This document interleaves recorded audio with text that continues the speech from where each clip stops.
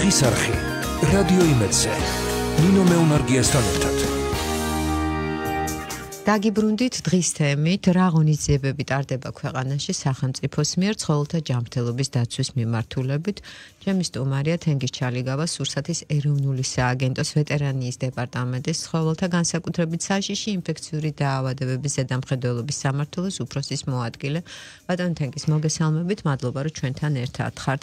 სურსათის ეროვნული სააგენტოს ინფორმაციით ცხოველთა ჯანმრთელობის დაცვისა და ქვეყანაში ეპიზოდიური სტაბილურობის უზრუნველყოფის მიზნით ამავე სააგენტოს ვეტერინარებმა 2024 წელს 7,700,000-მდე ვეტერინარული манипуляცია განახორციელეს. და რაც შეეხება პირველ კითხვას, რა თქმა უნდა საინტერესოა თუ რა ღონისძიებები ტარდება ქვეყანაში სახელმწიფოს მიერ ცხოველთა ჯანმრთელობის დაცვის მიმართულებით. გისმენთ. მოგესალმებით. მივესალმებით თქვენს მსმენელს და მადლობას მოგახსენებთ მოწვევისათვის. თქვენ სწორად აღნიშნეთ, რომ სურსათის ეროვნული სააგენტო ახორციელებს ყოველწლიურად გარკვეულ აქტივობებს და 2004 წელს ამ აქტივობებმა შეადგინა 7 მილიონზე მეტი манипуляცია. როდესაც ჩვენ საუბრობთ 7 მილიონზე მეტ манипуляციას, აქ გულისხმობთ სხვადასხვა ღონისძიებებს, რომელიც სურსათის ეროვნული სააგენტოს კონტროლის პროგრამით არის განსაზღვრული, წარმოადგენს პრიორიტეტს და ფერმერებისთვის ტარდება უფასოდ. აღნიშნული პროგრამის ფარგლებში ეს ღონისძიებები იგეგმება ყოველწლიურად, რათა მოხდეს პრევენცია იმ დაავადებების, რომელიც საქართველოში არის ენდემური და საფრთხეს უქმნის მეცხოველეობის განვითარებას. თუმცა გარდა ამისა, სურსათის ეროვნული სააგენტო პრიორიტეტად სახავს იმ დაავადებებს, რომელიც არის ზოონოზური დაავადებები, ანუ ზოონოზური არის დაავადებები, რომელიც გადადის ცხოველიდან ადამიანზე და წარმოადგენს მაღალ რისკს. და ასევე იმ დაავადებებს, რომელიც იწვევს დიდ ეკონომიკურ ზარალს. აქედან გამომდინარე, არის პრიორიტეტული სია დაავადებების, ისეთი როგორიც არის ცოფი, ბრუცელოზი, ჯილეხი, წრუფი ხაპირუტყვის ჭირი და ასე შემდეგ, დაახლოებით 8 სახის დაავადების პრევენციულ ღონისძიებას ახორციელებს სურსათის ეროვნული სააგენტო ქვეყნის მთელ ტერიტორიაზე და წლიდან წლამდე ჩვენ ამ ღონისძიებების ფარგლებში ვცრით რისკის ზონებში არსებულ ცხოველებს. როდესაც საუბრობთ ცხოველებზე, ჩვენი ინფორმაციით და სტატისტიკის ინფორმაციით საშუალოდ ჩვენ გულისხმობთ მილიონ სულფეხა საქონელს ქვეყნის მთელ ტერიტორიაზე და მილიონ წყლფეხა საქონელს. და დაახლოებით 300,000-350,000 ძაღლი და კატა, რომელიც იცრება ცოფის საწინააღმდეგოდ ქვეყნის მთელ ტერიტორიაზე. აღნიშნული ღონისძიებების შედეგად გვაქვს ხელშესახების შედეგები და ეს ძალიან მნიშვნელოვანია და მადლობა იმისთვის, რომ მომიწვევდა ეს ინფორმაცია მივაწოდოთ ჩვენ მსმენელებს, რომ მთავარი ხელშესახები ინფორმაცია არის ის, რომ ჩვენ ამ ღონისძიებების შედეგად მნიშვნელოვნად შეგვიმცირდა დაავადებების გამოვლინება როგორც ცხოველებში, ასევე ადამიანებში, ზოონოზური დაავადებების შემთხვევაში. აი მაგალითისათვის შემიძლია ვთქვა, რომ ჯილეხის, რომელიც არის იგივე ციმბირული წყლული, ბევრი ადამიანი ამ სახელწოდებით იცნობს ამ დაავადებას, მისი გამოვლინება ცხოველებში შემცირდა 90%-ით 2013 წელთან შედარებით. იგივე 2013 წელთან შედარებით ცოფის გამოვლინება ცხოველებში შემცირდა 77%-ით. იმიტომ ვადარებთ ჩვენ 2013 წელს 2013 წლიდან სურსათის ეროვნულმა სააგენტომ დაიწყო ამ ღონისძიებებზე манипуляციების განხორციელება, ვაქცინაციების ჩატარება უფასოდ ქვეყნის მთელ ტერიტორიაზე. ამიტომ აღნიშნული წელი გვაქვს აღებული ნიშნულად, რომელთანაც შეიძლება შევადაროთ ჩვენი მიღწევები, დახარჯული თანხები, დახარჯული შრომა, ენერგია, თუ რას მივაღწიეთ. და ეს 80 და 90%-ით შემცირებული შემთხვევები ნიშნავს, რომ ამდენივე პროცენტით შემცირდა რისკები ადამიანებში და შესაბამისად ადამიანები არიან დაცული ამ დაავადებით დაინფიცირებისაგან და ასევე ცხოველური წარმოშობის პროდუქტები არის ამდენივე პროცენტით უკვე უსაფრთხო, რომელიც ბაზარზე ხდება და მოიხმარება მოსახლეობის. რაც ძალზედ მნიშვნელოვანია, კი ბატონო. აუცილებელი და ჩვენი სამიზნე არის სწორედ აქედან გამომდინარე სასოფლო-სამეურნეო ცხოველები, რომელსაც ეკონომიკური დატვირთვა აქვს ქვეყნისთვის ძალიან მნიშვნელოვანი და ასევე მოიხმარება როგორც სასურსათო პროდუქტი. ასევე აღსანიშნავია ის გარემოება, რომ აღნიშნული ღონისძიებების შედეგად ჩვენს მიმართ ნდობა და ქვეყნის მიმართობა გაიზარდა საერთაშორისო ორგანიზაციების მიერ. სურსათის ეროვნული სააგენტო და წარმოადგენს ცხოველთა ჯანმრთელობის დაცვის მსოფლიო ორგანიზაციის წევრ ქვეყანას ორგანიზატა შესაბამისად საერთაშორისო გამჭვირვალობა ჩვენთვის არის მაღალი სტანდარტის მოთხოვნა და როდესაც საერთაშორისო ორგანიზაციები უყურებენ იმას, რომ საქართველოში ტარდება ესეთი ღონისძიებები, ყველაფერი არის გამჭვირვალე, შესაბამისად ნდობაც იზრდება ქვეყნის მიმართ, რაც აისახება ექსპორტზე. ექსპორტი არის მნიშვნელოვანი ნაწილი მეცხოველეობაში შემოსავლების მიღებისა, ფერმერებისათვის, შესაბამისად ესეც ჩვენი სამიზნე არის, რომ ჩვენს მიერ ჩატარებული ღონისძიებების შემდგომ მნიშვნელოვნად შემცირდა რისკები დაავადებების განვითარების, ასევე გამოვლინებების შემცირდა და ეს ნიშნავს იმას, რომ ჩვენ ვართ სანდო ქვეყანა, ვაწარმოებთ სანდო პროდუქციას და უცხო ქვეყნები აძლიერებენ და აზრდიან ექსპორტს, ცოცხალი ცხოველების ექსპორტს საქართველოდან. დიახ, და აი ჩაგეკითხებით ცხოველების მეპატრონეებს, ზუსტად ძალიან ხშირად აინტერესებთ ვაქცინაციის ხარისხი და როგორ ხდება სახელმწიფოს მიერ ამის კონტროლი და ფაქტიურად თქვენ პასუხი გაეცით ამ კითხვაზე, თუმცა მოდით კიდევ უფრო დეტალურად ავუხსნათ იქიდან გამომდინარე, რომ ისინი დარწმუნდნენ, რომ მაღალი ხარისხის ვაქცინებზეა საუბარი. დიახ, როდესაც საუბარი არის ხშირად უფასო ვაქცინაციაზე, გვსმენია ჩვენ წარმომადგენლებს, რომ უფასო რა შეიძლება იყოს კარგი. შემიძლია თამამად თქვა, რომ აქ არაფერი უფასო არ არის, ეს არის ფასიანი და ჩვენ სახელმწიფო ძალიან მაღალ თანხით თანხებს იხდის ამ ყველაფერს, უბრალოდ ეს არის უფასო ფერმერისათვის, გლეხისთვის არის უფასო. თორე სინამდვილეში საკმაოდ დიდი რაოდენობის ადამიანური რესურსი იხარჯება და ფინანსური რესურსი იხარჯება, რომ მივიღოთ ის შედეგი, სადაც ვართ ორიენტირებული. იმის დასადასტურებლად თუ რამდენად კარგი ვაქცინები გამოიყენება საქართველოში, ამაზე მეტყველებს პირველი ის, რომ ჩვენ შედეგები გვაქვს უკვე ხელმისაწვდომი და ხელშესახები. ანუ დაავადებების ესე მნიშვნელოვნად კლება ვერ მოხდებოდა, რო არ ყოფილიყო კარგი ხარისხის ვაქცინები გამოყენებული და კარგად ჩატარებული ღონისძიებები.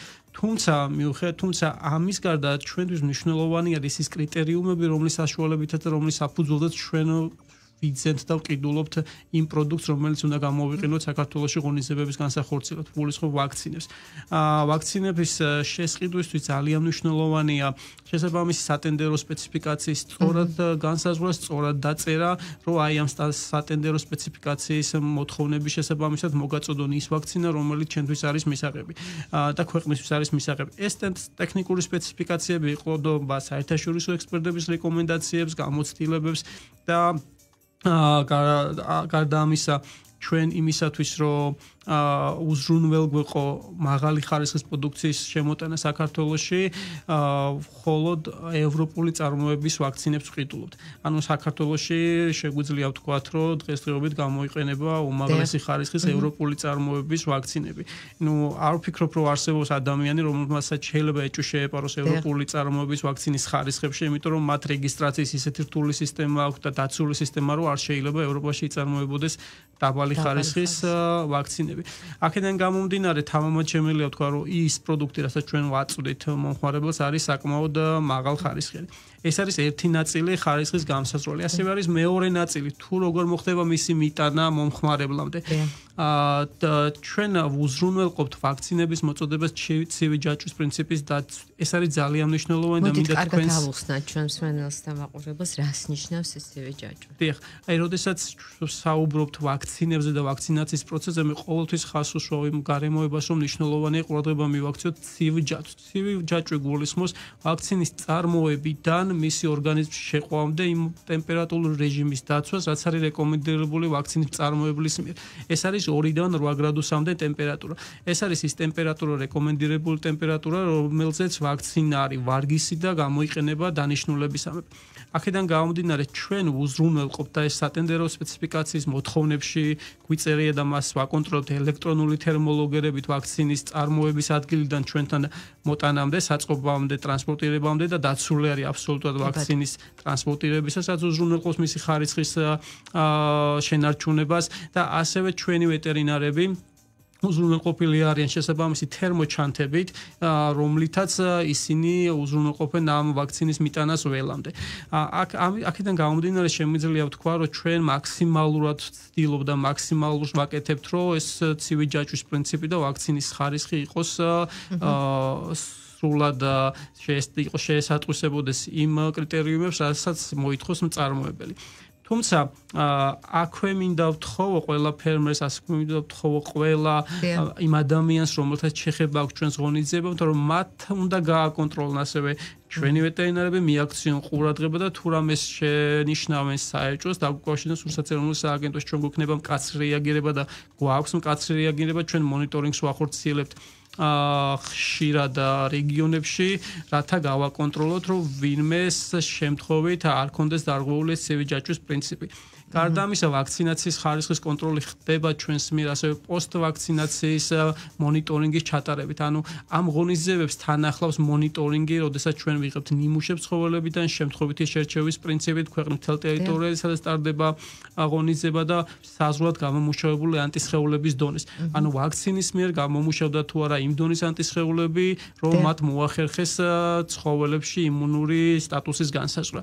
აქედან გამომდინარე, ჩვენ ამ ანალიზს ვაკეთებთ ყოველთვის და მინდა დავარწმუნო მომხმარებელი, რომ ის ღონისძიებები, რომელიც ტარდება სურსათის ეროვნული სააგენტოს მიერ, არის საკმაოდ მაღალი ხარისხის და ემსახურება იმას, რომ დაავადებები შემცირდეს მნიშვნელოვნად.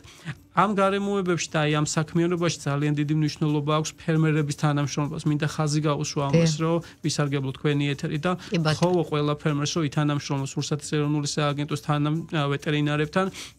და როდესაც ისინი მივლენ ცხოველების ვაქცინაციისთვის, დაეხმარონ მათ და საშუალება მისცენ, რომ აცრან ცხოველები, იმიტომ რომ ხშირ შემთხვევაში არის წინააღმდეგობა ფერმერების. ეხლა ზუსტად ეს მაინტერესებს, რამდენად არიან ისინი მზად და ჩართული ამ პროცესში.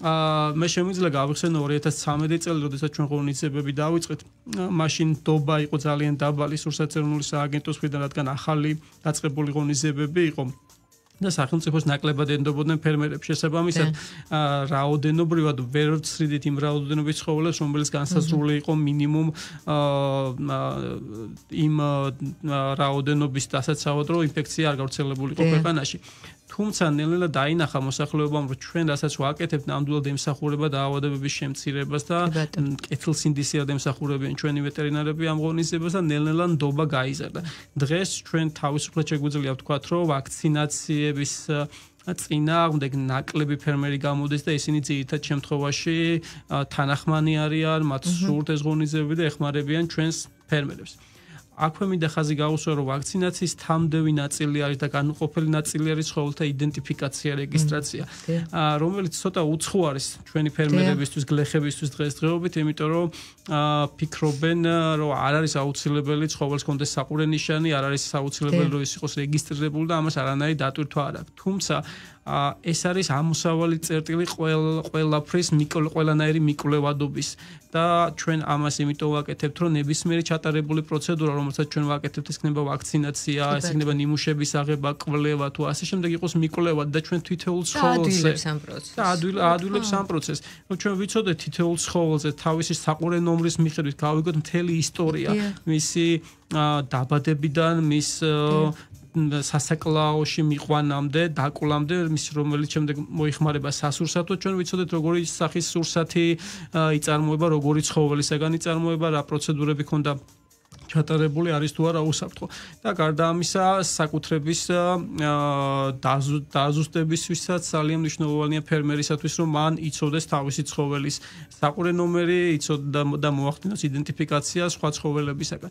ამიტომ ეს არის თამდევი ნაწილი და მე ვთხოვ ჩვენს ფერმერებს, რომ ამაშიც დაეხმაროს სურსათის ეროვნულ სააგენტოს, რომ მისცენ საშუალება ჩვენს ვეტერინარებს მოახდინოს ცხოველის იდენტიფიკაცია. ვაქცინაციის მიმართ, ასევე ალბათ ამ მიმართულებით სასიკეთო ძრები იქნება. დიახ, დობა, ანუ ამ მიმართულებითაც გვაქვს, თუმცა უფრო მეტი წინააღმდეგობები გვაქვს, იმიტომ რომ რატომღაც ზოგს გონია, რომ ეს ცხოველთა იდენტიფიკაცია ხდება, იმიტომ რომ რაღაცა გადასახადები დააწესოს ვიღაცამ ცხოველებზე და ამიტომ დამატებით გადასახადების გადახდა, რაც არის სიცრუე და აბსოლუტურად ვემიჯნებით ამ მოსაზრებებს. ეს ხდება მხოლოდ იმიტომ, რომ მიკვლევადი იყოს ნებისმიერი ჩატარებული პროცედურა და ყველანი დარწმუნებულები იყოთ იმაში, რომ მის მიერ წარმოებული პროდუქცია არის უნებელი მოსახლეობის. და რაც შეეხება ინფორმაციის ხელმისაწვდომობას, სად შეუძლიათ დავუშვათ ფერმერებს, რომ სრული ინფორმაცია მიიღონ ამის შესახებ? სურსათის ეროვნულ სააგენტოს გააჩნია თავისი რეგიონული ოფისები. ნუ თუ არ ვისაუბრებთ იმაზე, რომ დავრჩეულიათ ხელხაზე დავარეკონ პირდაპირ სააგენტოს შეუძლია მომართონ, შეუძლიან Facebook გვერდით ისარგებლონ ან საიტით ისარგებლონ.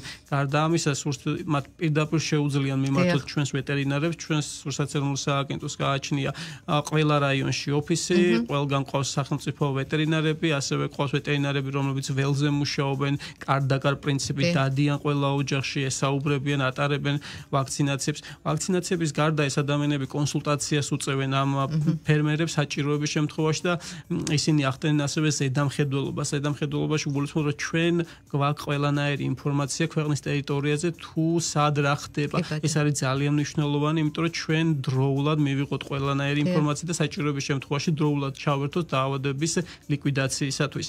ამიტომ ეს არის ძალიან მნიშვნელოვანი პროცესი და ნებისმიერ ადამიანს შეუძლია თავის რაიონში იკითხოს სურსათის ეროვნული სააგენტოს ოფისი, მივიდეს ვეტერინართან, გაესაუბროს, ნუ ძირითადად ყველა ფერმერმა ეს იცის, იმიტომ რომ ჩვენი ბენეფიციარები არიან ესე რომ ვთქვა და ჩვენ ვეტერინარებს მიმართავენ ნებისმიერი საჭიროების შემთხვევაში.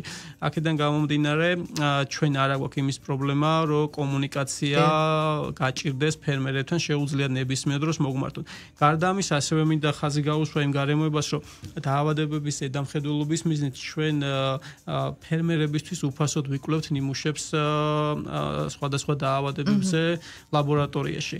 და თუ რამე დაცემა არის ცხოველებში, ანუ სიკვდილიანობა არის ცხოველებში, მოგეხსენებათ ეს ხდება ხოლმე სხვადასხვა გარემოებების და მიზეზების გამო, მათ შეუძლიან მომართონ სურსათის ეროვნულ სააგენტოს და ჩვენ უფასოდ, სრულად უფასოდ გამოვიკვლევთ ამ მიზეზს და დავადგენთ თუ რის გამო მოხდა ამ ცხოველის სიკვდილიანობა, რომ შემდგომ მოვახდინოთ რეაგირება. კი ბატონო, რამის ხომ არ დაამატებდით? მე მგონი სრულფასოვანი ინფორმაცია მივაწოდოთ ჩვენს ხანას და მაღლა. რასაც ვთხოვ, ერთადერთი არის ისევის, რომ ჩვენი აქტიურობა დამოკიდებულია მათ თანამშრომლობაზე, თუ ისინი თანამშრომლობენ და ჩვენთან სრულფასოვნად ჩვენ ერთობლივად ყველა გამოწვევას გავცემთ პასუხს და დავამარცხოთ ყველანაირ ინფექციურ დაავადებას, რომელიც ენდემურია საქართველოსთვის. წარმატებებს გისურვებთ, დიდი მადლობა. ჩვენი სტუმარი იყო სურსათის ეროვნული სააგენტოს ვეტერინარის დეპარტამენტის ცხოველთა განსაკუთრებით საშიში ინფექციური დაავადებების ზედამხედველობის სამმართველოს უფროსის მოადგილე თენგიზ ჩალიგავა, ხოლო საუბრის თემა კი